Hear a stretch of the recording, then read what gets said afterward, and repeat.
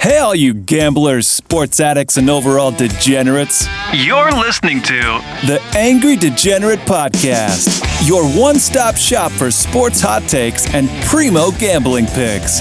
And now, the voice behind the laugh heard round the world, the Angry Degenerate. And welcome to the Angry Degenerate Podcast. I am your Angry Degenerate, Michael Alexandre. Now, if you can't tell the excitement in my voice, I don't know what to tell you, because today is when the football season kicks off officially. We got the Dallas Cowboys versus the Tampa Bay Buccaneers. Now, when you hear this recording, which most likely will be Friday or after Friday or whenever you decide to listen to it, that game will already have been completed. And by the way, I expect the Buccaneers to mop the fucking floor with them. But that's just my opinion. This past week, I was not on the Sports Corner. It was Labor Day, so I do apologize for that. For those that were out there waiting to listen to me, I doubt very few of you were, but I was not on the Sports Corner. But I do have a little bit of news about the Sports Corner. The Sports Corner will no longer be called the Sports Corner. It will be called Football Frenzy, and I will now be on the show 2 times a week. On Mondays at 8 p.m. Pacific Standard Time, where I will be discussing the post-game of Monday Night Football every week. I'll let you know when I'm not on the show because, sometimes life happens. And also Thursday at 8 p.m. Pacific Standard Time, covering the post-game of Thursday Night Football. So things are expanding, folks. I'm getting more gigs and more opportunities. So something's going right here. What's not going right, though, were my gambling picks last week, and I will go into that a little bit more later because I do have a new slate of picks. I actually have a shit ton of picks for you this week, but last week I went 1-4. That is only my second losing week, but it was a big-time losing week for me. World Cup qualifying was not friendly to me. I went 1-4, bringing my overall record to 29-19. Still a 61% hit rate. That's still pretty damn good, but it definitely was pretty terrible this past week in terms of gambling, and I'll go through that a little bit later. But real quick, before I get to, this is the NFL preview episode of the podcast. I know I did 3 episodes covering the NFC West, I believe it was the NFC South, and the NFC North, and I never followed back up on those preview podcasts because who the fuck wants to do a preview podcast all the way in May? That was silly of me. I didn't know what the hell I was doing with my podcast. I was just doing shit on the fly. Things are a little bit more planned out here nowadays. But yes, this episode I'll be covering each division real quick. I'm not going to give you who I think is going to finish first, second, third, fourth. I'm just going to tell you how I think the division's kind of going to play out, who's going to win the division, who's going to win the wild card. I'm going to give you my coaches on the hot seat. No dumbass of the week this week, and then I'm going to go directly into my gambling picks of the week, which, like I said, is a shit ton. But real quick, before I get to the picks, the NFL predictions, I just want to really give a shout out to Derek Jeter for being inducted into the Baseball Hall of Fame, as well as Larry Walker. Derek Jeter, from when I was little to now, when I think of baseball, he's like one of the names you think of, synonymous with baseball. Derek Jeter, the lifelong Yankee. And there is something in professional sports when you stay with your team from when you were drafted all the way to when you retire, similar to what Kobe Bryant did. It just adds a little bit more value, you know what I mean? It just adds a little bit more value to your Hall of Fame case, to your legacy. And Derek Jeter is one of the best of all time at his position. What a joy that man was to watch. His game on the field was fantastic. We're talking about the flip against the Oakland A's in the divisional at the Oakland Coliseum where he got Jeremy Giambi out at home plate. him crashing into the stands against the Red Sox, literally catching the ball and jumping into the stands, getting blood all over his face. And then his final game with the Yankees, when he had that game-winning single against the Orioles to win the game. What a magnificent cap to a magnificent career. But speaking about his game on the field, how about that guy's game off the field, man? This guy has literally dated A-plus models. We're talking about the top tier models of the world. Models, actresses, whatever you want to name. He's probably dated them. And guess what? You've never heard a fucking peep. The guy is clean. He's been doing it right. I know that there was some rumors back in the day that, to go into the Jeter mansion, you needed to put your cell phone and your keys in a personal container. That's the way things are with Jeter. He's been one of those guys. You see all these athletes out there in this world who always get in trouble. They're womanizers. You always hear bad stuff happen or hear bad stuff about them. Not Derek. Always been a gentleman, it seems like, and fantastic guy on the field. And what a fucking legend off the field. And lastly, real quick, I want to touch on football. Not American football, but soccer. Soccer is back this week. Champions League is back. We're going to see the debut of Cristiano Ronaldo, most likely, with Manchester United against Newcastle. So keep an eye on that. It's going to be a fantastic week. We got football. We got Champions League. We got the debut of Cristiano Ronaldo. What a fucking time to be alive, folks.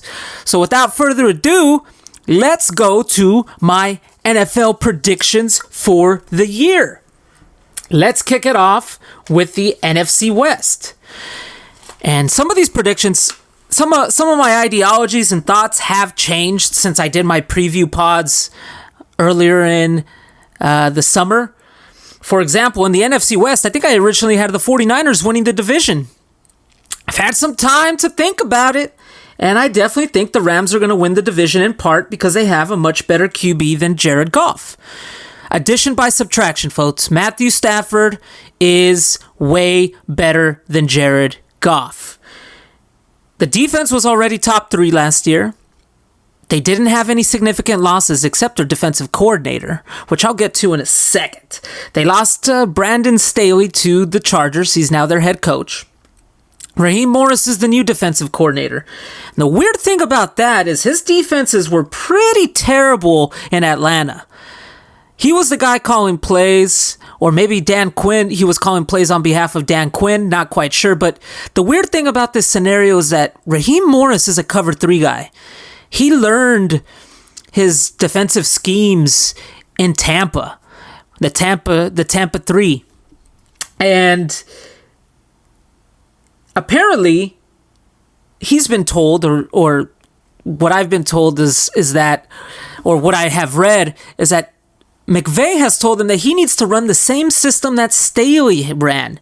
So essentially, he's been given a playbook and he's being told, you need to run this system. Meanwhile, he's not used to running that system. He's a novice to that system. Typically, when you bring in a defensive coordinator, he brings in his own system, maybe adds some of the same wrinkles of the old system, but usually they don't keep the same system. And this will be an interesting scenario to watch. Will that have an impact on the Rams' defense? I do not know. We shall see. But they have some bomb-ass talent on defense. I don't even need to get into it. We're talking about Jalen Ramsey, Aaron Donald. But I have the Rams pegged because this division, the NFC West, is going to be one of the toughest divisions in the NFL in professional sports. I think the NFC in general this year is probably going to be a lot easier than the AFC. I think the AFC is absolutely stacked. But regardless of the point, I have the Rams finishing first at 11-12. So my second place finisher in the division is the 49ers. I have them finishing second. I have them finishing second and getting a wild card berth. The story in the offseason, Jimmy versus Lance. I think Jimmy was officially named the starting quarterback. I don't even think they needed to officially name that. I think once Trey got his finger injury, it was pretty obvious that Jimmy was going to start off the season. I'm not quite sure if Trey's going to play that first game against the Lions this upcoming week due to his injury. But I don't think it really should matter because the Niners should steamroll Detroit. But it'll be very interesting how they deal with the Trey and Jimmy Garoppolo dynamic this year. I know that they tested out this 2 QB set where, Trey comes in for a couple snaps, does a little gimmick plays, that type of thing. Are they going to run some sort of Taysom Hill, Jameis Winston style offense? Everything is up in the open right now. Can Jimmy stay healthy? If Jimmy doesn't stay healthy, you have Trey to come in. But how about if Jimmy plays well? I don't think people have been talking about that.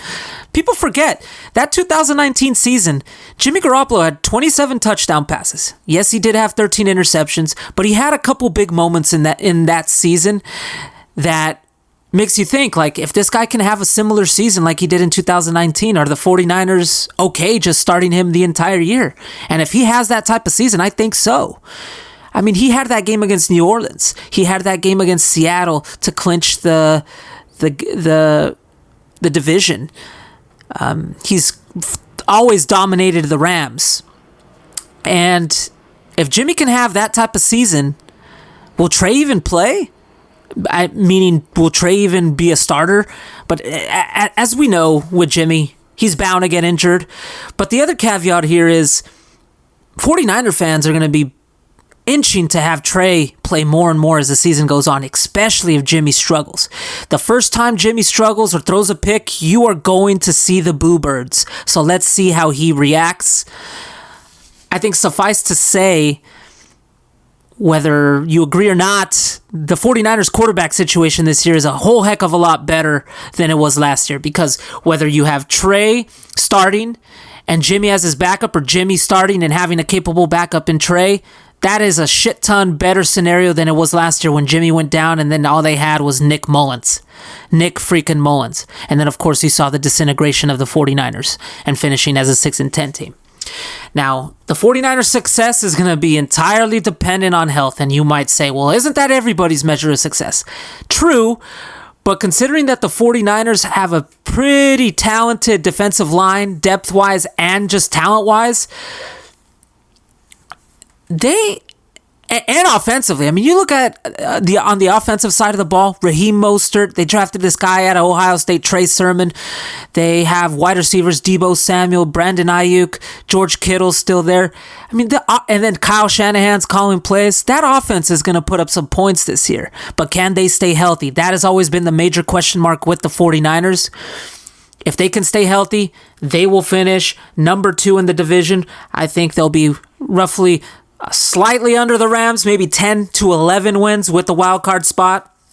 Which brings me to the third place finisher, the Seattle Seahawks. And you might say, well, how the hell are you going to have Seattle finish third?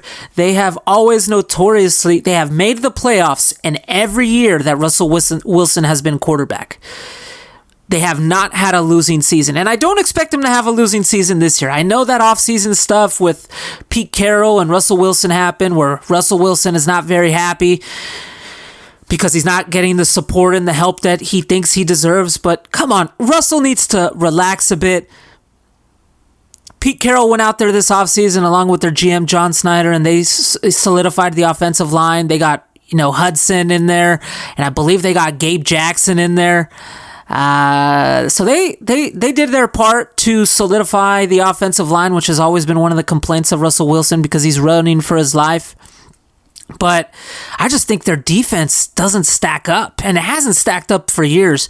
But I think this year in particular, especially with just how much better the division has gotten, even Arizona has gotten better offensively, that I think they are going to struggle defensively. I think their games are going to be shootouts.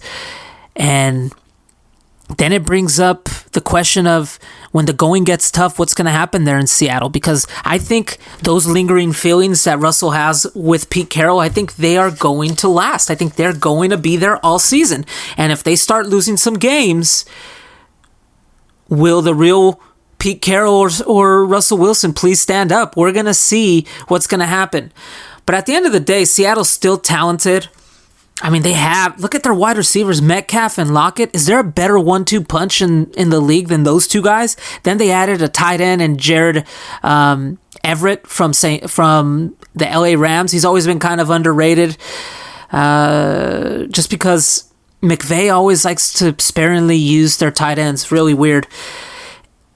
Chris Carson at running back is a legit guy if he's healthy, but once again, their running game has never been quite balanced out because somebody always gets hurt, whether it's Chris Carson or whether it's Rashad Penny. So we shall see. Like I said, their defense is a question mark, which is why I think they're going to finish slightly under the 49ers. I think they're going to have 10 or 11 wins. I think the 49ers probably finish in second place by some sort of tiebreaker or something. I think that game in Seattle on December 5th will be very crucial. I will be at that game, by the way. Not that it matters, but I will be at that game. But I got Seattle actually getting the second wild card in the NFC. So I got the Rams winning the division, the 49ers getting a wild card, and the Seahawks getting a wild card. And before you start shitting on me, that is definitely a possibility. We saw last year where I believe it was the Ravens or Cleveland or Pittsburgh. I can't think of off the top of my head. Pittsburgh won the division, and then the Ravens and the Browns got wild cards. I expect something similar to happen here in the NFC West. Now, to cap off the division is the Arizona Cardinals. They're getting a lot of hype this offseason. A lot of people, I've been hearing a lot of things that the NFC West is going to get 4 playoff teams. I don't buy that. I don't think all 3 wild cards are going to come from the NFC. I think Arizona, while they are talented, I just don't think I trust Cliff Kingsbury. Cliff Kingsbury has never won at any level of football as a coach. Dating back to college when he had Patrick fucking Mahomes as his starting quarterback. He got fired at Texas Tech with Patrick Mahomes as his starting quarterback. Arizona, of course, wanted to get in on the new hype about getting these young offensive talented play callers. So they brought in Cliff Kingsbury, a good-looking guy, former quarterback in the NFL. You know, he has the look. He has the look of a McVay, of a Kyle Shanahan. But so far, he's just been the same old Cliff Kingsbury. Questionable decisions, not able to get the most out of the talent that is at his disposal. I just do not trust Cliff Kingsbury.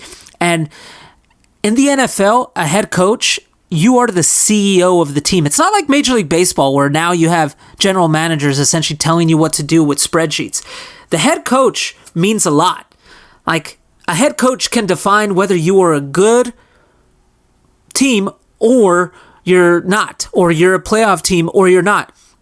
We saw that with the Chargers last year with their head coach. They should have been a playoff team. They finished 7-9, but their head coach, Anthony Lynn, was just a fucking moron. Same thing with Cliff Kingsbury. I think if they don't make the playoffs, Cliff is going to get fired. He's one of my coaches on the hot seat. And their GM, Steve Keim, will most likely be fired. He's on his 3rd head coach. This is the 3rd head coach that he's hired. They hired Steve Wilkes, who was 1-out. They had success with Bruce Arians. They went to, I think, a couple NFC title games with Carson Palmer there and Larry Fitzgerald. But ever since then, it's been rough in Arizona. And rarely do you see a general manager able to pick out 4 head coaches. And I fully expect both of them to be fired because I don't expect the Arizona Cardinals to win, to make the playoffs. And another thing but they definitely are going for it this year. I'm going to give them credit. They are going for it. They went out there, they got AJ Green, who, by the way, who low-key has not had a good year in about 3 to 4 years. People talk about AJ Green as if like he's this talented guy, which he is, but injuries have just hampered his career, and he's not been good in the last 3 to 4 years. I keep hearing about him as if like was good last year, 2 years ago. He hasn't been good in 3 to 4 years. I got J.J. Watt, which I thought was an interesting move because they're going to, they're going to play him alongside Chandler Jones out there, and that's a 1-2 punch that will be fucking scary, along with Budda Baker out there. That tandem on defense, that trio, is going to be very interesting to watch. But there's those rumblings out there that Chandler Jones is not happy with the Cardinals. I wonder if that will impact his play. But the thing is, with AJ Green, JJ Watt, James Conner is another guy that they brought in. Can these guys really stay healthy? All those three guys have injury concerns, and they are on the backside of 30.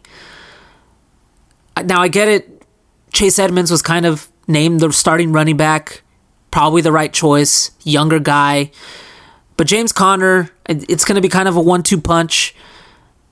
They got a lot of these old veterans, and I just don't know whether these guys are going to be able to stay healthy or not. If they do stay healthy, I mean, the Cardinals will be interesting to watch. But I think another low-key underrated thing about this team is that Kyler Murray a little overrated? You saw last year down the stretch, he was struggling. It seemed like his body could not keep up with the grind of the NFL. And I know I'm sharing this stereotypical thing about smaller quarterbacks, because if you look at Drew Brees, smaller quarterback, he's able to get the job done. But Kyler Murray relies on his legs. And a guy that's that small, playing a premium position at quarterback, who relies on his legs, he's going to get hit. And I just saw what happened last year with him and how he struggled down the stretch. I don't know. Hopefully that doesn't become a thing for him this year. But if it does become a thing, that'll be a huge problem for the Cardinals. I mean, the Cardinals are talented. Don't get me wrong. The Cardinals are talented. It's going to come down to Kyler, though, and we're going to see whether his body is going to break down or not. It also comes down to Cliff Kingsbury. I just don't trust him. He doesn't pass the smell test for me. Couldn't win with Mahomes. What makes you think you're going to win in the toughest division in the NFC? So I have the Cardinals with about 8 to 9 wins, slightly missing the playoffs. And moving on to the next division, I have the NFC South. I don't even really want to talk about the Tampa Bay Buccaneers. We all know the Tampa Bay Buccaneers, unless some catastrophic thing happens, they are going to win that division, and they're going to win that division by a lot. I suspect Tampa Bay is going to have something crazy like 13, 14 wins is my opinion. Now, I know that there's this whole Super Bowl curse thing. I don't really buy into that. If they can stay healthy, they will be back in prime time playoff position and as one of the best teams in the league. They literally brought everyone back. And they won the Super Bowl last year with Tom Brady, a guy that was just learning the offense. A lot of people forget. The Buccaneers last year were a fucking wild card team. And they were a wild card team in large part because in the first half of the season, Tom Brady was struggling. He wasn't struggling like, oh my God, he was struggling to make the correct reads. He was learning the offense. You even had Bruce Arians shit talk him during some press conferences that he needed to be better.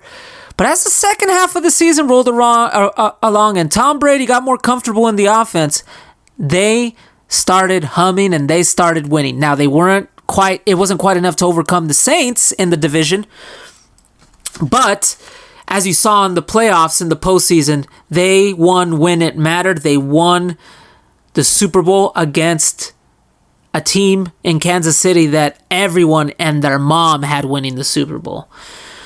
I just think another year in the system, Tampa Bay is going to be better than ever, and I clearly have them finishing number 1 in that division. Number 2 in the division. It's a toss-up for me. I know I initially had the Saints, and I had them pegged as a 8 to 9 win team, and I still kind of do.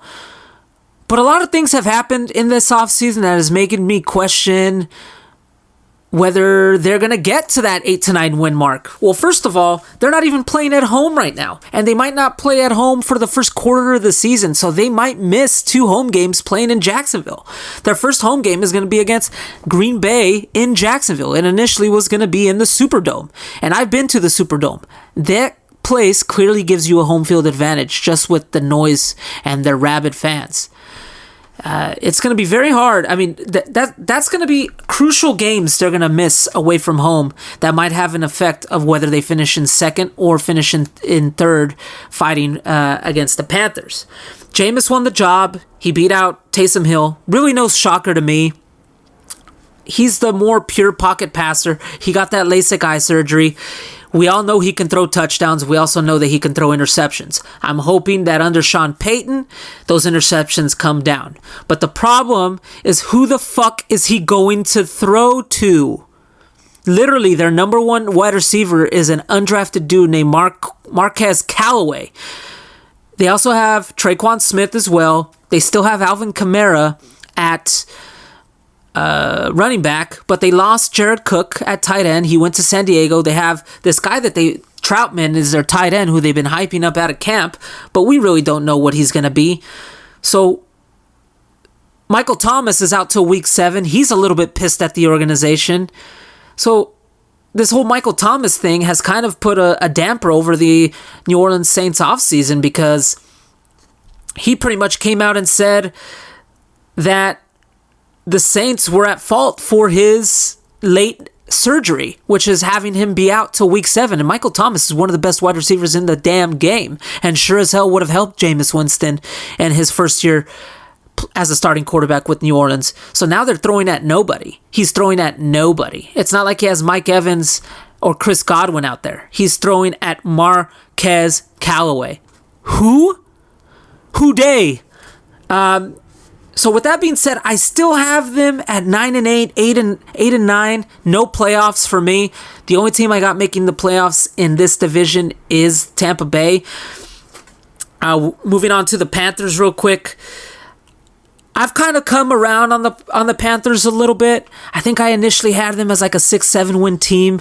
I think I could see them winning 8-9 games. Let's see what they can do with Sam Darnold. Let's see if Joe Brady, who essentially turned around that LSU program along with Joe Burrow and turned around Joe Burrow's career to have him be drafted number 1 overall in Cincinnati. Let's see if he can turn around Sam Darnold's career. Because if Sam Darnold doesn't look good, they're going to get some massive shit for passing on Justin Fields. If you look at their offense with McCaffrey, Robbie Anderson at wide receiver, DJ Moore at wide receiver, they drafted Terrence Marshall Jr. They look pretty stacked there. Their offensive line is so-so. It's always been a problem for them. Their defense, I'm not too excited about, although they did draft Joe Horn's son as cornerback. Joe Horn, famous wide receiver with the New Orleans Saints back in the days. He's the guy that got the phone. When he scored a touchdown, he got a phone and started dialing. When those touchdown celebrations in the mid-2000s were fucking entertaining as hell. Joe Horn's son was a first-round pick out of South Carolina. He's going to be their starting corner, so I'm kind of interested to see how he plays. But I think this entire season for the Panthers is going to come down to Darnold. If he plays well, I can see them being a 8-9 win team. If he doesn't play well, they're a 6-7 win team.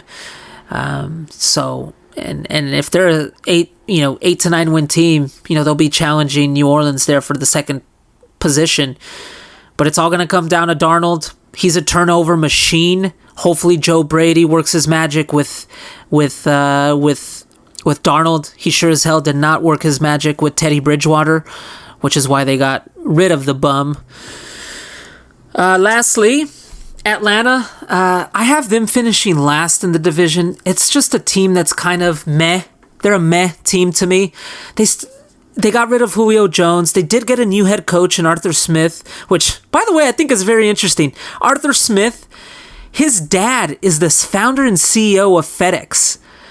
And the owner, Arthur Blank of the Falcons, is the founder and CEO of Home Depot. Rich people run in rich people's circles. You don't think FedEx, Arthur Smith's dad at FedEx contacted Arthur Blank and said, hey, give my son a chance here? I'm sure that happened. That's how old boy networks work in the NFL. But Atlanta still has old reliable Matt Ryan still in there. No Julio Jones, but they got Calvin Ridley.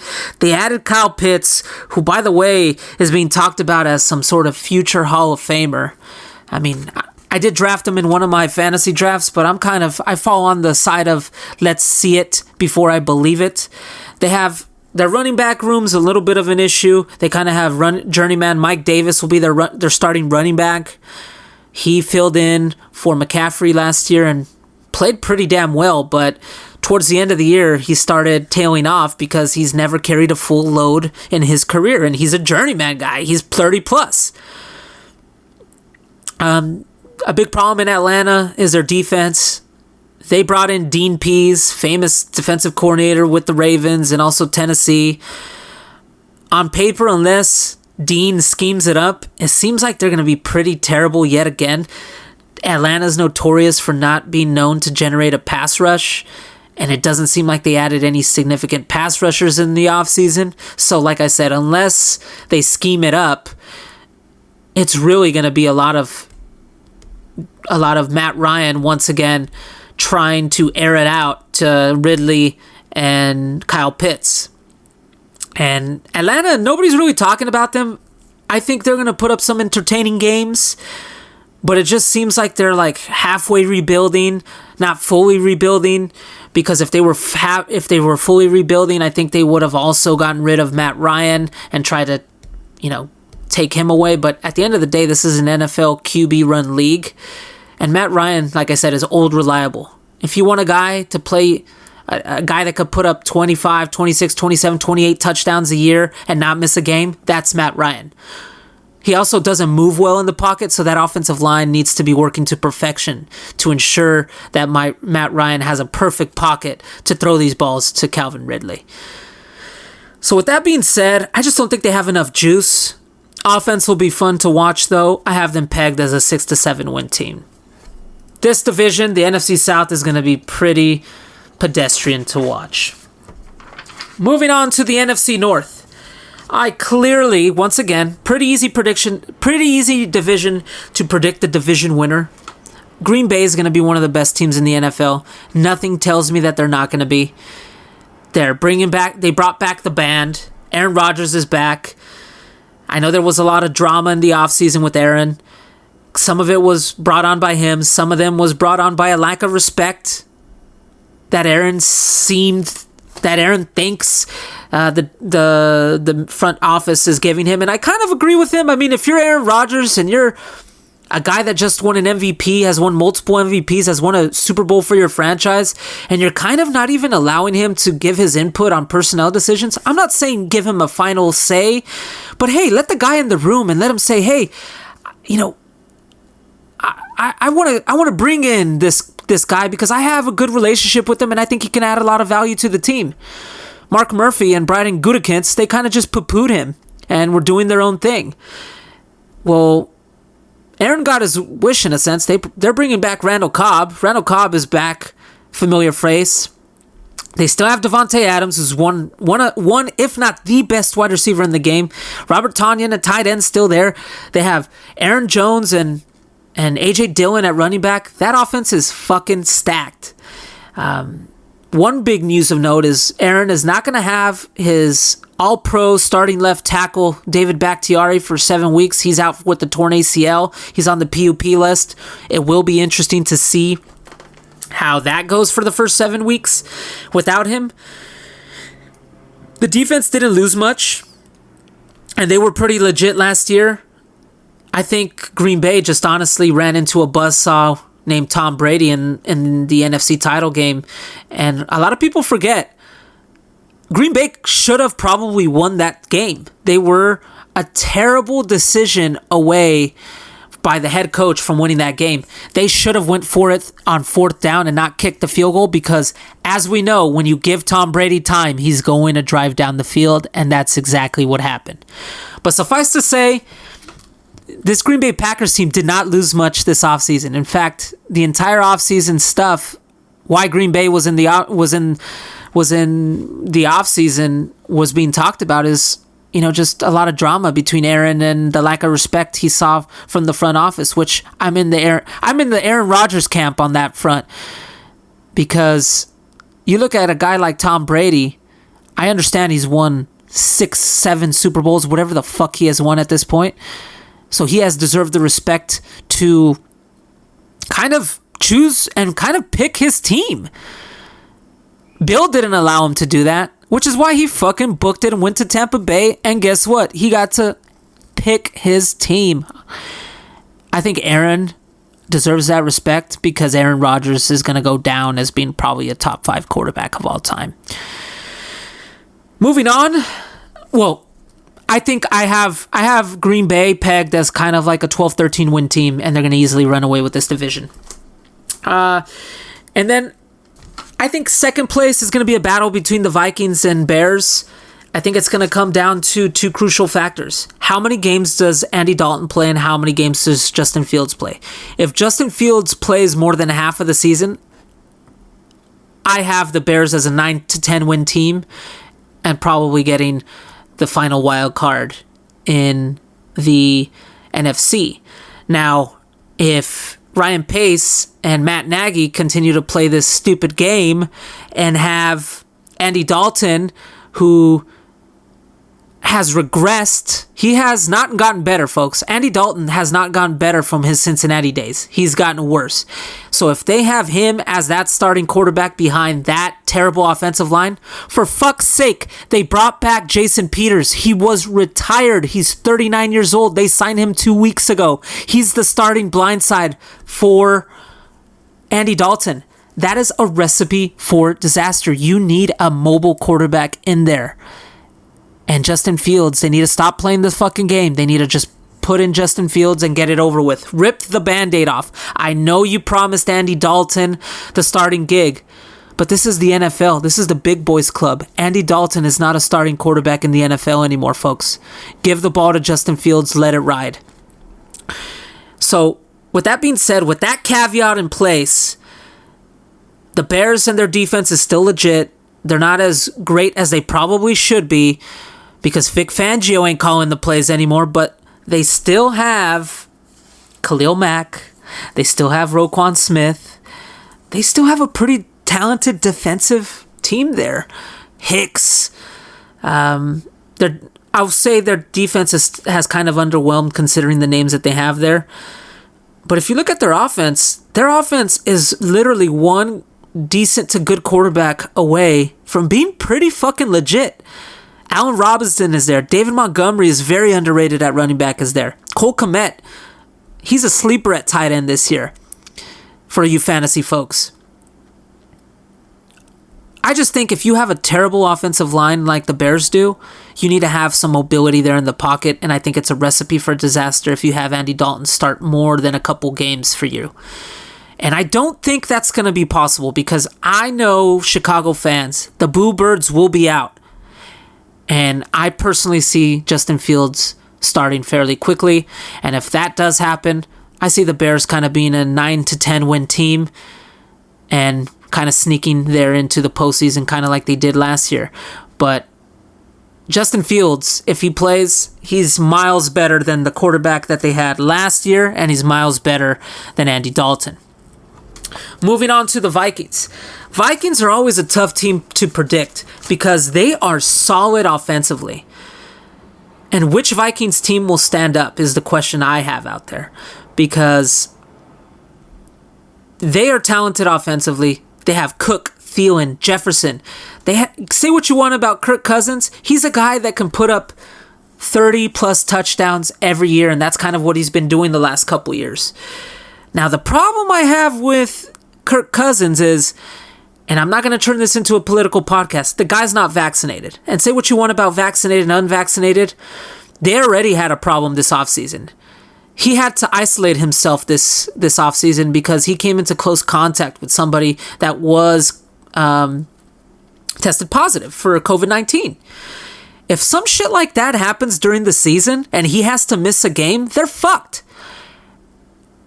And every win in this division, especially when you're in the place of a team like the Vikings or the Bears or Arizona, who's battling it out for that last wildcard spot, every win fucking counts. And if Kirk Cousins misses a game here and there, that is going to have tragic effects on their playoff chances.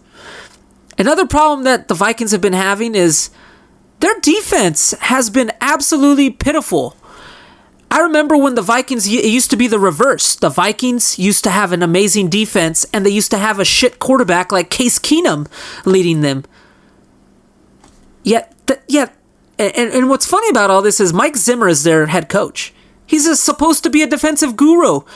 Mike Zimmer is the curmudgeon of the NFL. If you ever watch a press conference with Mike Zimmer, he's that stereotypical get off my lawn old man. If his defense does not perform to standard this year, he's on a hot seat. And if he's on the hot seat and they don't make the playoffs this year, I think he's gone. That is my opinion on the matter. Suffice to say, I think their offense is very talented. Their defense needs work. I think it's ultimately going to come down to if their defense could keep them in some games, because if they don't, it's going to be a fucking shootout. And just too much variables involved here with the Vikings in terms of their quarterback being unvaccinated, which means I'm going to peg the Bears slightly above them and as a playoff contender versus the Vikings, who probably will finish third in the division. And in last place in the division is the Detroit Lions. I don't really want to get too much into them. I know that they're going to be terrible. They might win 3 games, maybe 4 games. 3-14 sounds terrible. 3-14 sounds abysmal. They're going to be one of the worst teams in the NFL. But one thing that they do have going for them is I actually kind of like their head coach, Dan Campbell, Motor City Dan Campbell, as the Pat McAfee show calls him. It'll be interesting to see if his shtick works, because he's kind of like that meathead head coach that you always think about or hear about. He's literally a fucking meathead. He has no experience calling plays offensively. He has no experience calling plays defensively. He's always been kind of like that rah-rah assistant head coach. Sean Payton swears by him. And he's just not an X's and O's guy. So he's really going to have to rely on his coordinators, which, by the way, are Anthony Lynn. And I can't quite remember who their defensive coordinator is at the moment. But he's really going to have to rely on his X's and O peoples. He's kind of being the CEO of the team. He's the face. If you ever hear him at the press conferences, they are fucking interesting. I mean, he started his press conferences in training camp by saying he wanted to gnaw kneecaps. The guy's a fucking character. But if you look at their offseason, Goff is a downgrade from Stafford. Goff is throwing to nobodies outside of tight end Hawkinson. He's throwing to Tyrell Williams, Quintez Cephas, Caleb Raymond, and St. Brown. Amon Ra St. Brown. Do you recognize any of these fucking names? He's throwing to nobodies, guys. This team is going to be terrible offensively. They're going to be a team that's going to be hard to watch, which seems to be almost every year with Detroit. Sans maybe a few years ago when they made the playoffs with Matthew Stafford and they fired their head coach after making the playoffs, which is a total Detroit-style move. They're just not going to be good. I see them being like a 3 to 4 win team.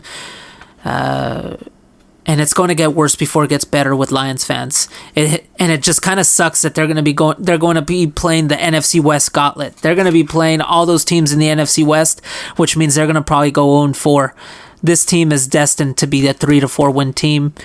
And it's going to be worse before it gets better, Lions fans. So in this division, I have Green Bay coming out as the division winner, and I have the Bears as the last wildcard spot. Can you fucking believe it? Lastly, in the NFC East, which is a shit division, and I expect it to be a shit division just like it was last year. I expect it to be a shit division this year once more. I'm kind of going to backtrack here a little bit because I know I did my preview of this division earlier in the year, and I had the Washington football team winning the division. I think I'm turning around on the Cowboys a little bit, which pains me to say that. And I'm still in between on the Dallas and on the Washington football team to win the division. But I just look at that. I just look at the offensive firepower that the Cowboys have, and they can't get worse on defense, can they? I mean, they were historically bad last year. They brought in Dan Quinn this year, who I did point out earlier, their defense was terrible in Atlanta the few years, but people still think of Dan Quinn as the guy that was in Seattle and ran the defense there, and he was, but their defense just can't get as bad as that Mike Nolan run defense was last year. We already know the Cowboys offense is talented. It was a record-breaking offense before Dak got hurt. They have a tough start against Tampa Bay, which I fully expect them to lose, and every win is going to matter in this division because there won't be many. I think the winner of this division is going to win like 8 or 9 games. But like I said, how will the Dallas defense be? I know Dan Quinn is a new guy in town. His defenses with Atlanta were awful. But they have some interesting pieces on defense. They brought in Neal. He's going to be their starting linebacker. He's going to actually displace Jalen Smith, who, if you ever read Dallas Cowboys message boards, or if you ever read Dallas Cowboys press beat writers reports, they always hype up Jalen Smith, but it looks like he's going to be displacing Jalen Smith. Jalen Smith's going to be a backup. And there was talks about Van Der Esch also being not a starter anymore. Those are 2 stalwarts on that defense. So I think the success of the Dallas Cowboys is going to come down to 2 things. Their defense and Dak Prescott. Can their defense just marginally improve? Can their defense be, instead of being ranked 30th, 31st, 32nd, can it be ranked 19th, 20th, 16th, 17th, in that range? If that can happen, Dallas is making the postseason because their offense is just so fucking talented. And the other thing that it's going to come down to is Dak Prescott. Can Dak stay healthy? Can his shoulder stay healthy? Because there was a lot of those reports in the offseason about his shoulder problems. And shoulder problems is something anybody will tell you as a pitcher in baseball, or even quarterbacks. Shoulder injuries are not something to be fucked with.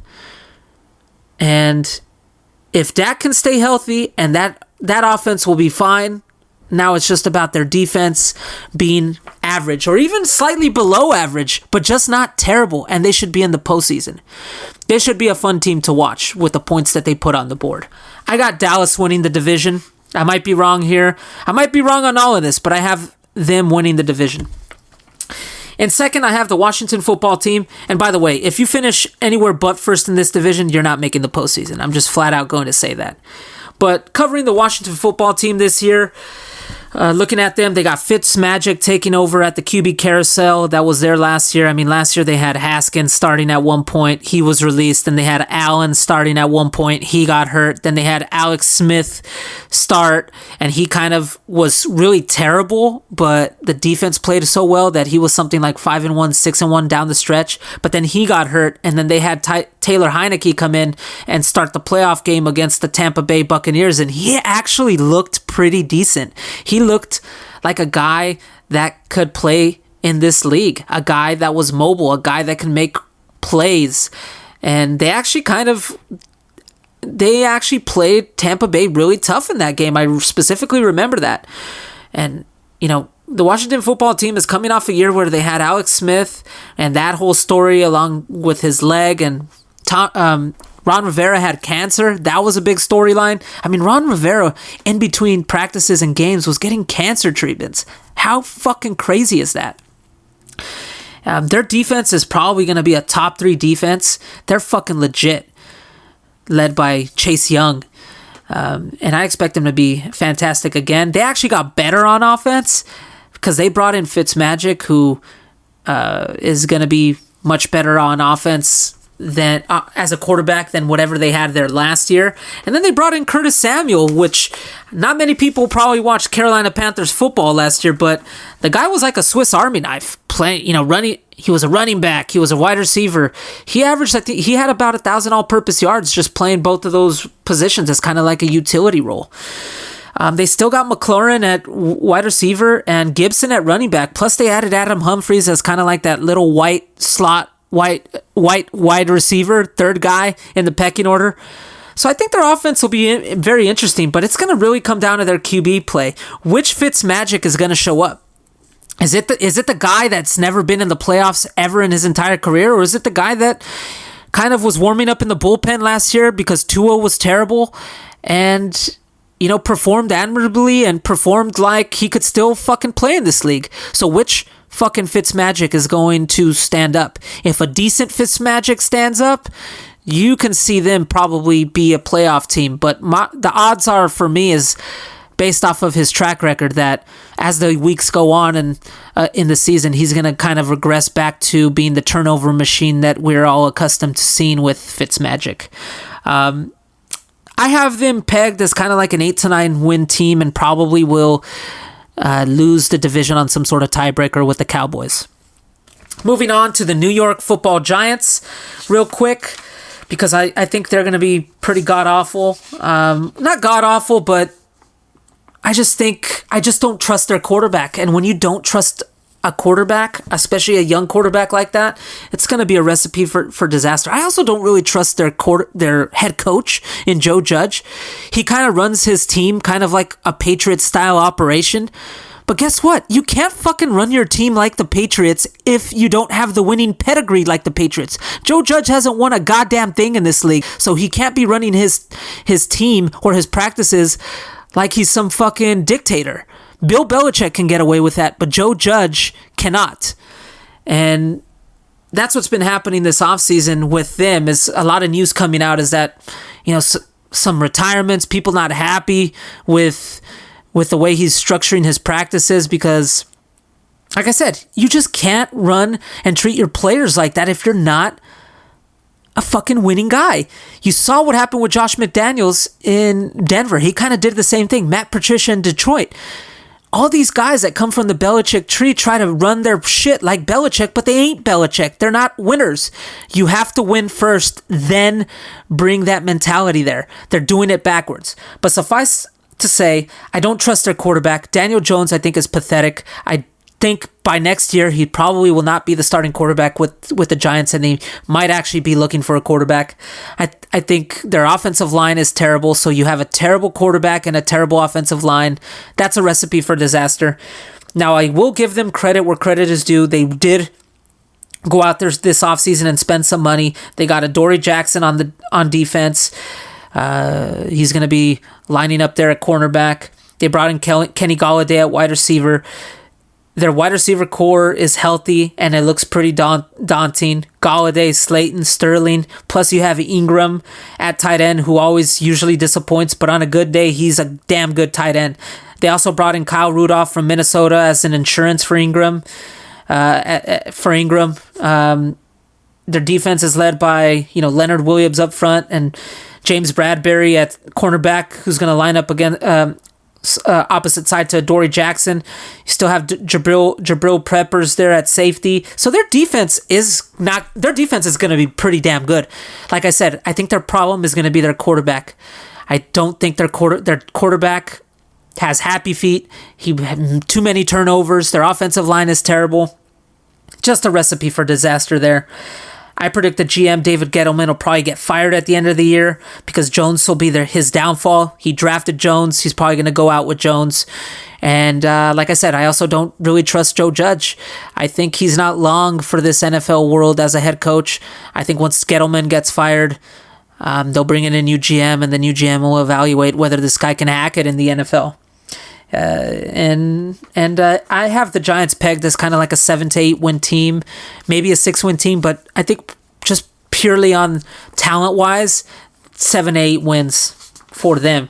And lastly, I have the Philadelphia Eagles kind of in the last place of this team in this division. I think a lot of people are talking about the Eagles as if like they're going to be like a 3, 4, 5 win team. I think they're going to be a little bit better.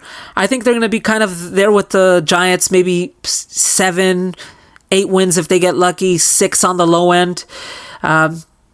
Jalen Hurts is still a question mark, but they still have Miles Sanders there. They drafted Devonta Smith from Alabama. Let's see what he can do. They still have Jalen Reagor, a guy that they drafted in the first round as a wide receiver last year. Dallas Goedert at tight end. They still have Zach Ertz. So it sounds pretty good on paper. It's not the best offense out there, but it's not the worst. And when you say something like that, that definitely means that you're probably a mid to lower tier average team in the NFL. Their offensive line is still pretty good, led by Kelsey and Lane Johnson. But, I'm just not sure on this Jalen Hurts. The fact that they brought in Gardner Minshew and Joe Flacco, and they kept 3 quarterbacks on the roster, leads me to believe that they don't have full confidence in Jalen Hurts either. Their head coach seemed like a big fucking doofus during his introductory press conference. It gave me shades of Adam Gase when he got introduced. He just looked like a fucking doofus. And if that's your first impression, that's not a very good first impression, especially as a guy that's going to be a leader of men in the locker room. I just don't get winning vibes from this team. I think this is going to be a project. And I think it's going to come down to whether Jalen Hurts is a legit quarterback in the NFL or not. But the indication from management and from what I've been hearing is that, if you're going to bring in a guy like Minshew and Joe Flacco, something leads me to believe that you don't have full confidence in your quarterback. So the NFC, as it plays out, I got Green Bay as the number 1 seed, Tampa Bay as the number 2 seed, the Rams as the number 3 seed, the Cowboys as the number 4 seed, the 49ers as the number 5 seed, Seattle as the number 6 seed, and the Bears as the number 7 seed. Remember, folks, the only team that gets a bye nowadays is the team that only finishes number 1. So I fully expect the Green Bay Packers to have a bye. So that is my NFC predictions. Going to the AFC, let's start off with the AFC West. I'm not going to really get into it in terms of who's winning the AFC West. Kansas City is winning the AFC West. They're going to be one of the best teams in the league. They have one of the best quarterbacks of all, probably going to be one of the best quarterbacks of all time in Patrick Mahomes, and they have probably the best head coach at the moment in the NFL in Andy Reid. I know Bill Belichick is out there, but I'm talking about the here and the now. Andy Reid is the guy. Who's going to finish second, third, or fourth? I'm going to go out on a limb, and I think I'm going to say that I buy the LA Clippers. LA Clippers. Wow. The fact that I can't even name this fucking team means how irrelevant their fan base is and just their identity politics. But the LA Chargers, who, by the way, only pay $1 in rent at their facility that they rent from Kroenke with the Rams. But I'm buying the hype there in LA. I think they're going to be a 10-11 win team. I think Justin Herbert is going to be the guy. I think he's going to be the guy for years to come. I think he's a once-in-a-lifetime talent. I look at their offense with guys like Keenan Allen, Austin Eckler, Williams, and then you add Herbert to the mix. Their offense is going to be potent. Their offensive line improved. They added Corey Linsley. Most importantly, they got rid of Anthony Lynn, which was by far one of the best decisions that they could have made because he was the sole reason why they probably were not in the playoffs last year. So many games that they lost, close games that they lost that they should have won based off of his stupid decision-making in games. Their defense, they have Derwin James, who is a fucking talented monster, but hasn't been healthy in 2 years, and they have Joey Bosa.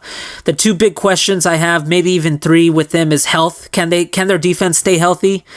That's always been a big concern with the Chargers. Can Eckler stay healthy? Apparently, he already has a hammy injury, and they might have Justin Jackson start week 1. My number 2 question mark for them is Brandon Staley. Is he going to be legit? He was a 1-year defensive coordinator with the Rams, and the Rams were fucking talented as fuck last year. But that's a big jump going from being a 1-year defensive coordinator, not having any prior defensive coordinator experience in college or in the NFL, and then jumping right up there to being a head coach. That's a big responsibility. And their division got tougher. So let's be honest here. I mean, the Denver Broncos got better. I think the Raiders got a little bit better this offseason. So, those games that they lost that they lost by a couple points last year, they're going to need to win those. And they're going to have to win those behind a first-year head coach in Brandon Staley, who hopefully can make better in-game decisions than Anthony Lynn did. But just on a pure offensive standpoint, and I look at some of the names on their defense, I'm buying the hype train with the Chargers, and I got them pegged at like 10, 11 wins and as a wild card team. In third place, the battle for third place, of course, is going to be between the Denver Broncos and the Las Vegas Raiders.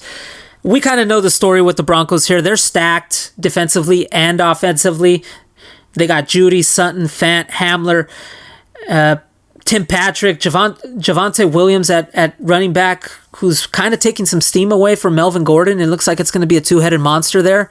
It seems like reports that I read that Williams is probably going to be the lead back by the end of the season. He's been really hyped up in camp. Their defense is, I don't really need to say much about their defense. It's led by Vic Fangio, one of the best defensive minds of our generation. They drafted Patrick Surtain. He's going to be their starting corner. They got Kyle Fuller. They got Darby, Jackson, Von Miller, Chubbs rushing the passer. Their defense is fucking stacked. They just need a fucking quarterback. That's all they need.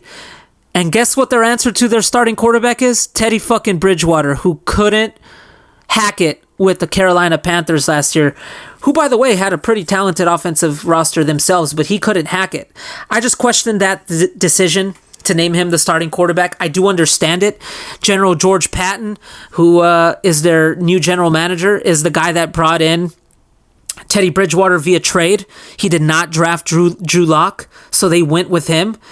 And my whole concern about having Bridgewater be the guy to start the season is that Bridgewater is already used to being the guy that is a backup and kind of warming up in the bullpen in case he needs to be used in case of injury. It happened with Drew Brees. He came in and when Drew Brees got hurt, and I think he went something like 5-1, which prompted Carolina to give him a massive deal, and which he burned out. Bridgewater is just one of those quarterbacks that I think you can have in doses. 3, 4, maybe 5 games, and then he's kind of at his peak. Whereas Drew Lock, I think they should have started off the season with Drew Lock, and then if he struggled, you could easily just bring in Teddy Bridgewater. But they did the reverse, which means I think that they're going to destroy this young quarterback's mentality and his confidence, and I think that was going to be a bad move, and I think that's essentially what's going to make or break the Denver Broncos this year. It's going to be a make or break year for Fangio, who, by the way, is one of the head coaches on my hot seat. And while Patrick Surtain seems like he's going to be a guy, I think they're going to rue the day, just like Carolina did, because they didn't draft Justin Fields. So I have Denver pegged at kind of like an 8 to 9 win team, which is really a big bump up from their 5 wins, but not enough for the postseason. Moving on to the Raiders, like I said, I don't know who's going to finish third or fourth between these teams. I kind of have them pegged as around the same wins. Raiders, I notoriously give them a lot of shit. They're good for my social media views. What can I say? I watch them a lot. I got a lot of buddies who are Raider fans, so I want to be educated when talking smack to them. And the Raiders, I think what it comes down to here is I'm just not really confident in John Gruden is capable of leading this football team. The Raiders are talented on the offensive side of the ball, and I give Gruden actually credit for that. The offense has never been an issue under Gruden. The offense has been humming under Gruden. I do question some of the picks that they have made on the offensive side of the ball, primarily Ruggs. The guy was drafted, 12, 13 overall last year. You also didn't play him in the preseason this year. It's not like he had an outstanding year last year. And it just doesn't make sense to me why they wouldn't give him that play time in preseason, considering he's on my list as being one of the biggest busts of last year. But I think their offensive line got slightly worse. They got rid of some older veterans and they replaced them with some younger guys. Raider fans on forums and on TikTok and on social media will tell you that these guys that they replaced them with, these young guys, are much better than these old fogies like Hudson and Gabe Jackson, but I just don't fucking see it, to be honest. Looking at their PFF metrics and I just don't think Denzel Good and the center that they brought in are going to be better than what they had, which was two experienced guys. And the whole excuse that I was getting was that it was for cap space, but it's like the Raiders already had to restructure more contracts due to cap space. So the Raiders, just to me, they run themselves like a team that doesn't have a plan, and that problem is John Gruden. He's the guy that's running the show. And they reached so another big problem this offseason I had with them was that they reached for Leatherwood, the pick in the draft, their offensive lineman. I believe he's going to be their starting right tackle. Their starting left tackle, and Colton Miller is Colton Miller is a fucking beast. He got drafted below Mike McGlinchey, and I think he's far superior than Mike McGlinchey in San Francisco. But they reached for Leatherwood, but at the end of the day, that's just conjecture. If they reached for him and he's dominant, then nobody will give a fuck that they reached for him. Carr gets a lot of hate, but he's not the issue. But the underlying issue with him is he really going to be worth $35 to $40 million when his contract is up in 1 year's time? Are the Raiders actually going to pay him? Is he worth that amount? I question that, because if you look at Derek Carr, can you legitimately say that he's a top 10 quarterback in the NFL? I can't say that, and I do like Derek Carr. I kind of have him pegged as anywhere between 10 to 15. He could be, on a good day, he's top 10, but he's kind of like one of those quarterbacks that he needs everything to work for him to be successful. He needs a clean pocket, and we saw some games last year where, when he had that, especially against Kansas City, that he can play up there with the big boys. But is he really worth $35 to $40 million? I think John Gruden has something to say about that. Defensively, they've been an absolute fucking nightmare and a joke. And that's primarily because of some of the decisions John Gruden has made in the draft, in free agency, bringing in his buddy Paul Guenther. He's tried to rectify that by bringing in Gus Bradley, who is well respected in NFL circles for his defensive prowess. They're really counting on Yannick Ngakoue and Max Crosby. I think they're going to be a great 1-2 punch. They brought in Casey Hayward and KJ Wright. Those are two guys that have history with Gus Bradley.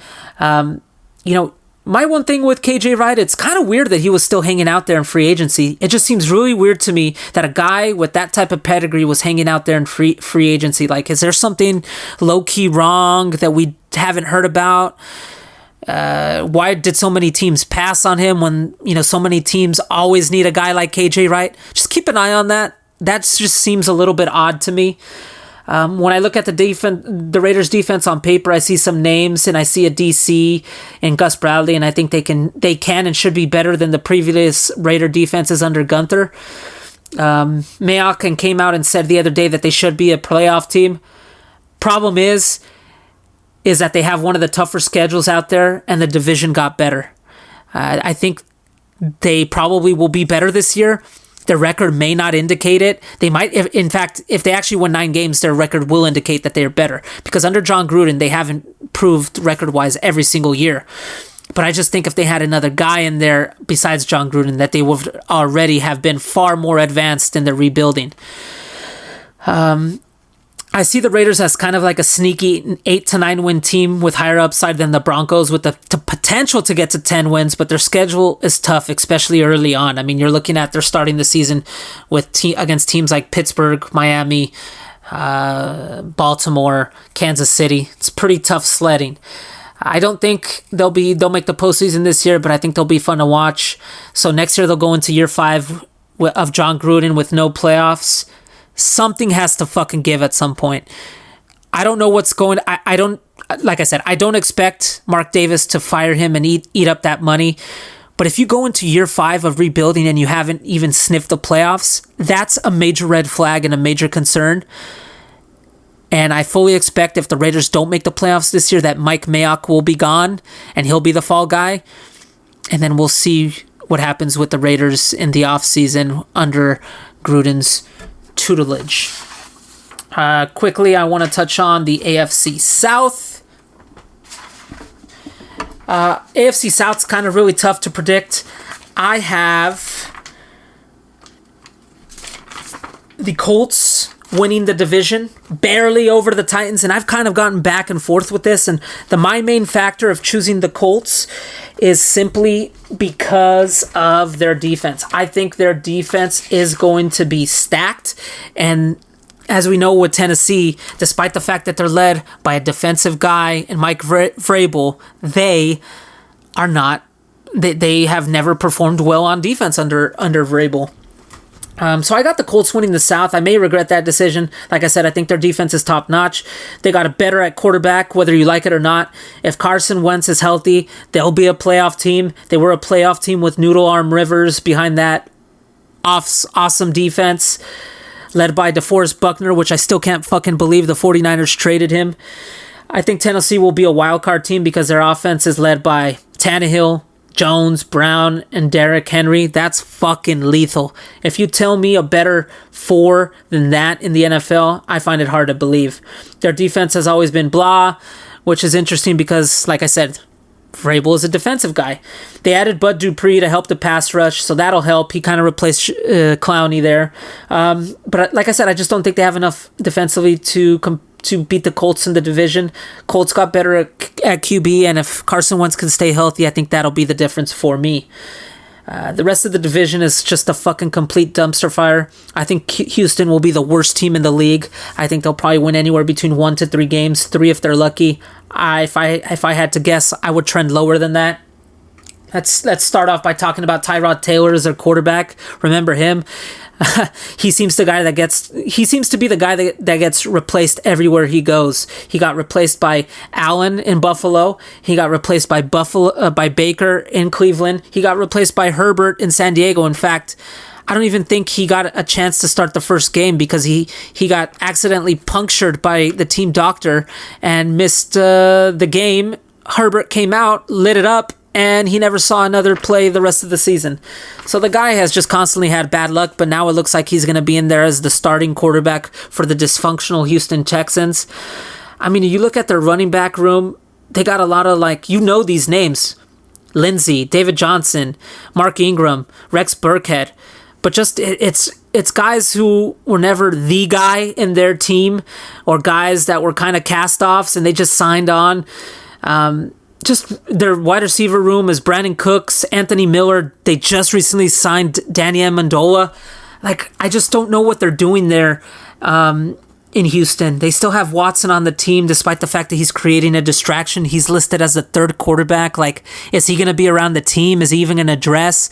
I mean, the guy is literally he's being investigated by Houston police. He's being investigated by the NFL. He's being investigated by criminal prosecutors. Why is he even at training camp? Why was he even dressing at training camp? Why was he even there? It just goes to the dysfunction of that team. But the dysfunction of that team started way earlier in the offseason when he wanted out because he wasn't happy with the organization, because their organization is led by this Jesus guy named Jack Easterby, who, by the way, nobody really knows what his background is because it was fucking lied about in his bio on the team website. This guy literally has inserted himself, got Bill O'Brien fired the year before, and controls a lot of power in Houston, even though Houston Texans will tell you that he doesn't.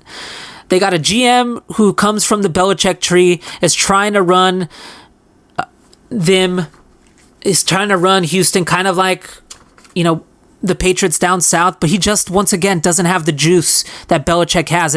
And from what I have heard, he just sounds like a fucking asshole in all the press conferences and all media interviews, scrums that he does. So this entire Houston team is just a fucking dumpster fire. It seems like they have no plan. They hired a guy in David Culley. He's 60 plus years old, nobody even nobody even had heard of him prior to this. Like, when you hear of head coaches that are incoming, that are going to be hired or going to be interviewed, David Culley was never on that list. They hired him kind of as, it seems like it was kind of like a Jim Tom Sula hire, kind of like a yes man type thing. It seems like this guy's is going to be in way over his head, and I can see him possibly being one of the few head coaches midway through the year to just be like, deuces, I'm fucking resigning. I can't deal with this shit because this organization is a fucking dumpster fire. Moving on to the Jacksonville Jaguars, another fucking shit show. My whole thing with the Jacksonville Jaguars is I just don't trust Urban Meyer based off of some of the things he's done this offseason. I'm excited to see Trevor Lawrence actually play and throw to Marvin Jones and Chenault, who I think is talented and can play a dual role on that offense. Pity that they lost Travis Etienne, but Robinson and Hyde is a pretty good tandem there, 1-2 punch at running back. But something just doesn't pass the smell test here with their offense led by Darrell Bevell. In preseason, there was a lot of rumblings going on that the offense was stuck in 2005 and that players were unhappy. The fact that Urban Meyer had Trevor Lawrence split carries in training camp, split team reps in training camp with Gardner Minshew, a guy that's no longer on the fucking team, is fucking ludicrous to me. You drafted this guy number 1 overall. He needs fucking reps to get accustomed to your offense. Urban is not an X's and O's guy, so to me, he's kind of in that CEO type role, which is kind of what he is in the college realm as kind of like a recruiter. But this isn't fucking college, Urban Meyer. And some of the things that he did this offseason just flabbergasted me and were kind of Bush League. And Urban Meyer is not used to losing, and nor is Trevor Lawrence for that matter. So my whole thing is when the going gets tough, let's see if he lasts. Because Urban Meyer has this reputation of when the going gets tough, he quits. He did that at Florida. He did that at Ohio State. He did that at Florida because of apparently an ailment he had. He did that at Ohio State because he knew that he was going to be investigated and that whole Ryan Day scenario. But something doesn't pass the smell test here with Urban Meyer. I have a slight feeling that he's going to be fall into that category of college football head coaches that do not work out in the NFL. And guess what? He can just go back to college, sign up for another big-time program, be there for another 3 to 5 years, win another national title, and go upon his way. He had his try at the NFL. I don't know. That's my prediction. I just don't think things are going to end up well here with him as the head of the show here in Jacksonville. I got them pegged as kind of like a 5 to 6 win team. And that's that. In terms of the AFC North, another really tough division here. In the AFC North, it's going to be a really tough division to predict, but I have the Cleveland Browns as the winner of the division. I think they're stacked offensively and defensively. If you just look up and down their roster, they are stacked. I got them winning the division. They have Kareem Hunt, Chubb, Beckham, Higgins, Landry, Hooper on offense. On defense, they have Myles Garrett, Malik Jackson, Denzel Ward, Jadeveon Clowney. Baker's contract is coming up, like I said, with Derek Carr. Is he also worth $40 to $50 million? I guess we'll find out this season. But it was a big epic moment for that franchise when they beat Pittsburgh last year in the postseason. I think they got to capitalize on that momentum. I think they will capitalize on that momentum, and I think they'll win the division with like 12 or 13 wins. As a wild card team, I have the Ravens. They're another talented team that I have as a wild card. Lamar Jackson is an out-of-this-world talent, but will he cost them games going forward because he's unvaccinated? He, very much like Kirk Cousins, he had a problem in preseason with that. You know, everyone counts in this very competitive division. If he misses a game or two, that might cost them the division. That might cost them a wild card. Just something to look out for. In Baltimore, they've literally lost their entire running back room. J.K. Dobbins, Justice Hill, Gus Edwards, all out with ACL injuries. What the fuck is in the water there in Baltimore? They had to bring back Le'Veon Bell. It looks like he's going to be their starting running back there. On the offensive side of the ball, they still have Hollywood Brown. They signed Sammy Watkins. Mark Andrews is a very good tight end. They also have Bateman, which apparently he has a great rapport with Jackson at wide receiver, but he's going to be out till week 7. Their defense is always solid. So I got Baltimore as a solid 10-11 win team this year. I'm not really worried about their running backs this year. It seems like they can scheme it up anyway, especially with the way Lamar Jackson runs the ball. In third place, I have Pittsburgh, which kind of is... it seems like they're a synonymous pick to be third place in the division, which kind of makes me think that they might actually do better than that. But I got them as like an 8 to 9 win team, and I think this might be the end for Big Ben. Tomlin has never had a losing record, but I think in order for them to contend, they need to get off to a hot start like they did last year. Big Ben plays better in warmer temperatures than colder temperatures, I believe due to his arm, which seems to be falling off or hanging by a thread at this point in time. So they really need to get to a hot start. They really need to get off to a hard start into late November, December, and early January before it gets really cold out there in Pittsburgh and in Cleveland and in Baltimore. They're on the offensive side of the ball. They're still very talented. They added Najee Harris, the pride of Antioch, California, from the University of Alabama, and their wide receiver core with Juju, Johnson, Claypool, and Washington is deep. They lost Bud Dupree defensively, but they still have Minkah Fitzpatrick, Watt, and Cameron Hayward. But it will be very interesting to see if Dupree will have an effect on Watt's play, because that 1-2 punch was really interesting to watch with Pittsburgh. I just think Cleveland and Baltimore are more talented, and that's why I have Pittsburgh as an 8 to 9 win team and missing the playoffs. I'm not going to really get into Cincinnati. I think they're going to be a fucking dumpster fire and a joke, and once again, a joke of an organization. But I think their offense will be low-key, very interesting to watch. They got Mixon, Tyler Boyd, Rod Higgins, Jamar Chase, which they drafted. But by the way, there's been some rumblings in the offseason that Jamar Chase is not having the time of his life there. I read a report that he's having a hard time seeing the ball because the ball is different in college football than it is in the NFL. Sounds like fucking excuses to me, but whatever. But they're going to put up some points. I just think Zach Taylor will most likely be fired as the head coach, and I think maybe they win 5 to 6 games. Like I said, Cincinnati's a dumpster fire of an organization. Outside of Joe Burrow and perhaps some of those pieces on offense, you can probably skip every single game that they have. And lastly, going into the AFC East, which is the last division I have here. I think the Bills will outright win the division unless Mac Jones becomes some sort of TB12 version 2.0. Josh Allen is just a monster, the pride of Fireball, California, and that coupled with their defense and how hard it is to play in Buffalo during the winter. That I just think they're going to win the division. Allen's to Diggs is a great tandem. And then that little fuck in Cole Beasley, that little unvaccinated fuck, he also plays a crucial role into their offense. Hopefully he doesn't miss any games due to the COVID. I got them pegged as like a 12-win team. The Patriots will be a very interesting story going into this season because, if all goes well and Mac Jones is, version 2.0 of Tom Brady, maybe they pull a surprise and maybe they win the division. But I actually have the Pats sneaking in as a playoff, as the last wildcard team. I think Mac Jones will be decent.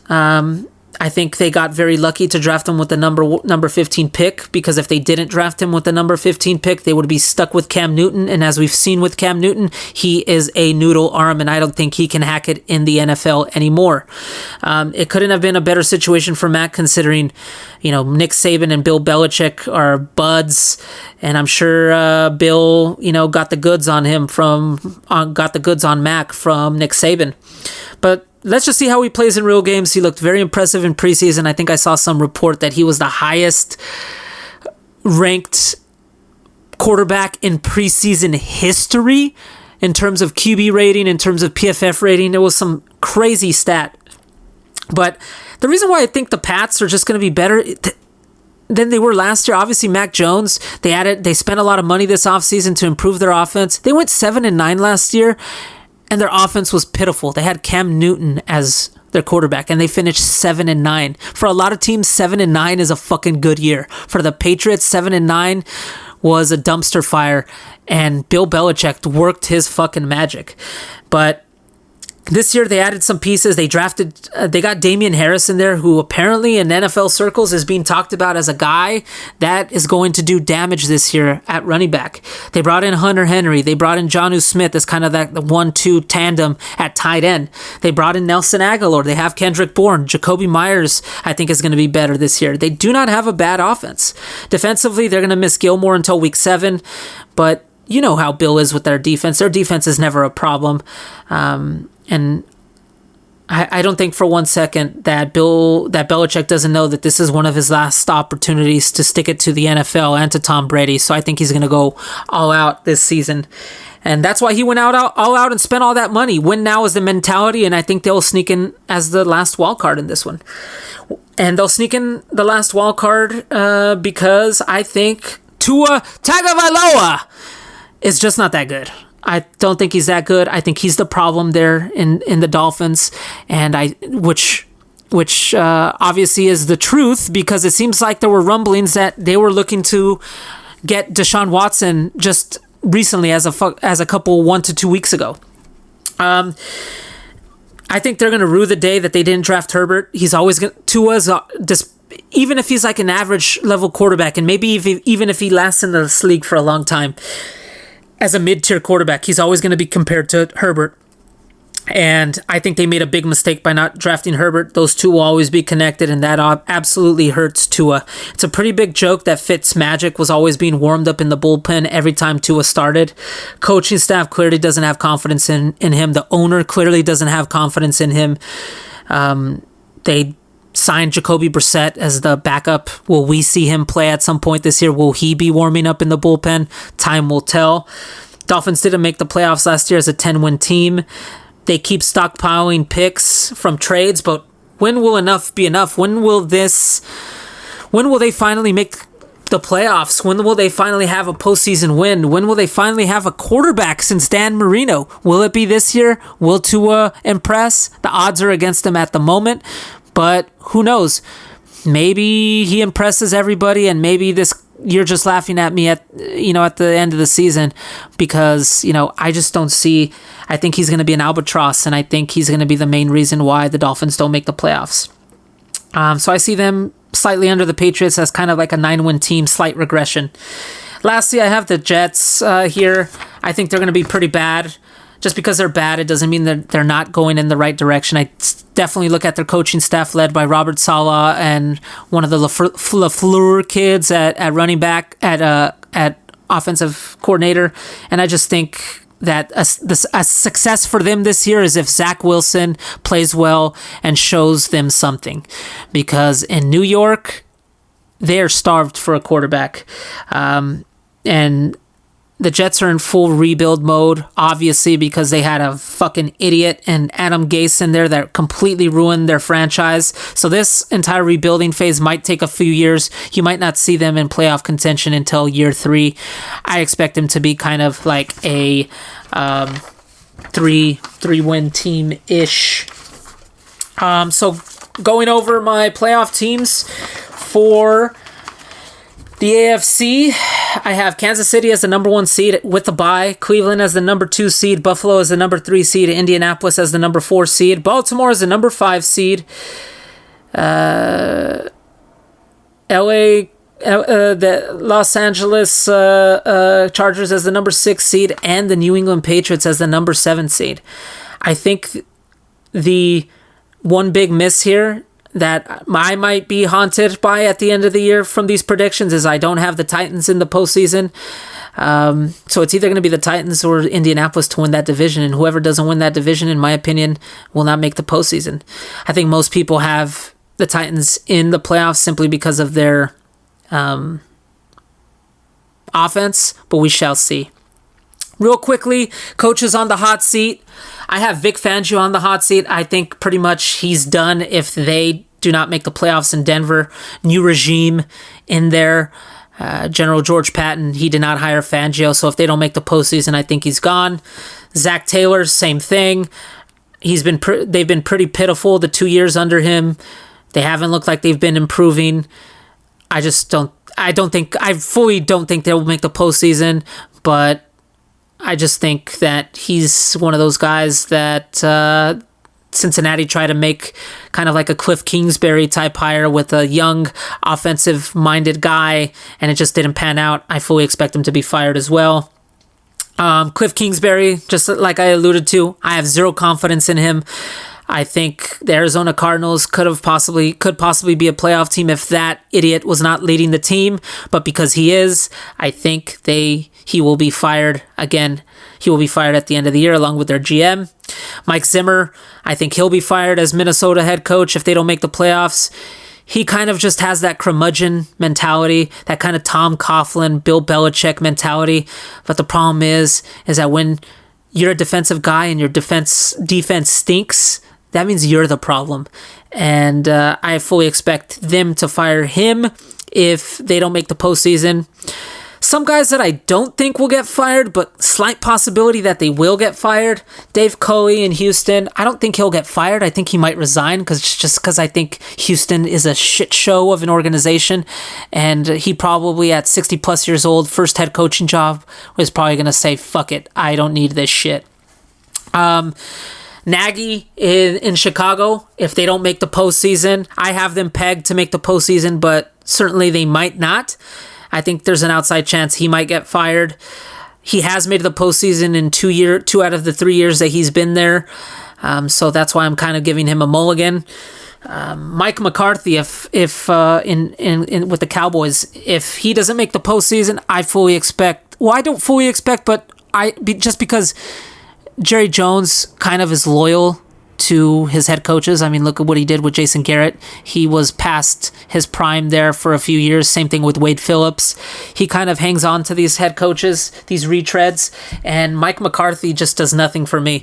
He was the problem in Green Bay, and he took a year off, said he was studying all these analytics with the Cowboys, and they looked pretty pitiful last year. And they just didn't look like a well-oiled machine. He made a terrible hire in hiring Mike Nolan as defensive coordinator, and that was his downfall. He came in this year, hired Dan Quinn. Let's see what happens. But if the Cowboys somehow don't make the postseason this year, Jerry Jones only has so many years left. He wants to see another Super Bowl, and I think it'll be at Mike McCarthy's expense. So to recap here, coaches on the hot seat, Vic Fangio with the Broncos, Zach Taylor with the Bengals, Dave Culley with Houston, Cliff Kingsbury with Arizona, Mike Zimmer with Minnesota, Nagy with the Bears, Mike McCarthy with the Cowboys. And now I'm going to do a new thing with my picks of the week. I'm going to go down all the NFL picks this week. Not spread, just simply money line, and we'll keep tabulating this throughout the end of the year. And then I'm also going to give you my spread picks of the week. So without further ado, and now the Angry Degenerates picks of the week.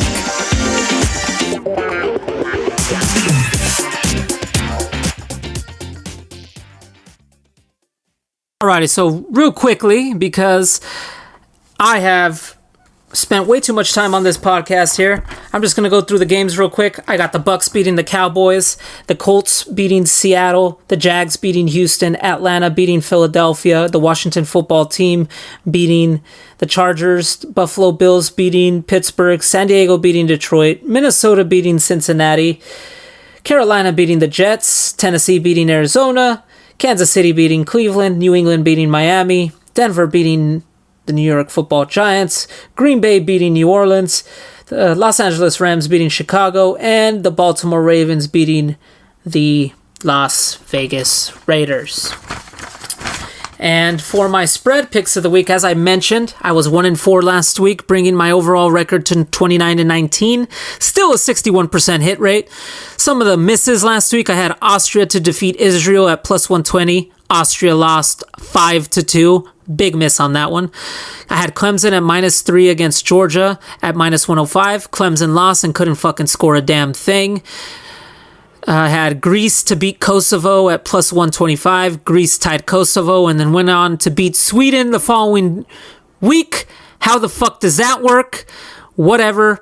Sunday, I had Italy to beat the Swiss at plus 110. They tied. I also had Mexico to win against Costa Rica, and they did at minus 125. That was my only win of the weekend. And then I had Sunday, I had Chile draw no bet at plus 130. Chile did win, so that means my bet was null and void, which brought my record to 1-4. So this week, I have quite a few picks. I'm not going to give you reasons for them, really. I'm just going to go down the line and you choose what you want. Please gamble responsibly, folks. I have the 49ers at minus 7.5 against Detroit at minus 110 odds. Detroit is a dumpster fire. The 49ers should be able to cover that. I have Indianapolis at plus 2.5 at home at minus 105 odds against Seattle. Anytime you have Seattle outside of their playground, I kind of will go with the other team, especially if their team as talented as Indianapolis. I have the Titans minus 3 at home odds against Arizona. Same thing. Arizona has to travel cross country. And I think Titans minus 3 is good odds there. I have Broncos minus 3 against the New York Football Giants at minus 105 odds. I just think the Broncos are a better team than the New York Giants, and Daniel Jones sucks. I have the Packers minus 3.5 away to New Orleans. New Orleans technically is playing at home, but they're really playing in Jacksonville. I think I was going to pick them anyway, but the fact that New Orleans is playing in Jacksonville, I'm going to go with the Packers. Going on to some soccer here. I have Everton at minus 135 at home against Burnley. Great odds for an Everton team against a shitty Burnley team who is at the bottom half of the Premiership. I have Liverpool away, minus 130 to Leeds. Very good odds for a Liverpool team against so-so Leeds outfit. I have West Ham draw no bet at minus 130.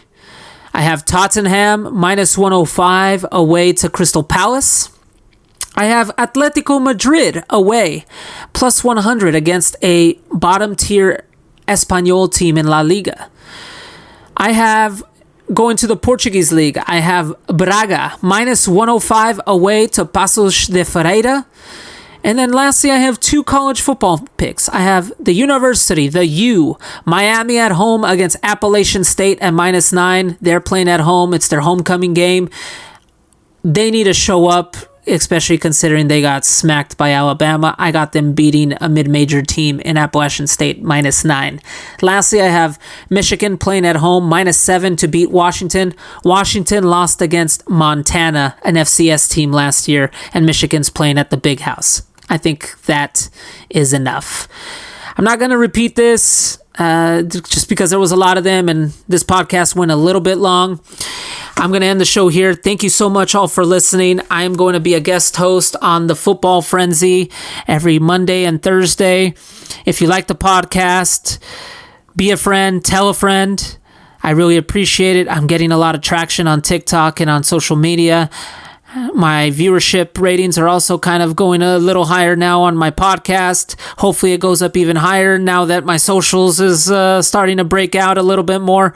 But like I said, be a friend. If you could, tell a friend. Leave me a review. I really would appreciate that. Follow me on all social media channels. And I'll see you all next week. Hey, thanks for listening. If you had a good time, be sure to subscribe to the podcast and leave a review as well. And follow @The Angry Degenerate on Instagram and TikTok for all the latest updates, hot takes, shit-talking, and of course, some high-quality grade A trolling. Until next time.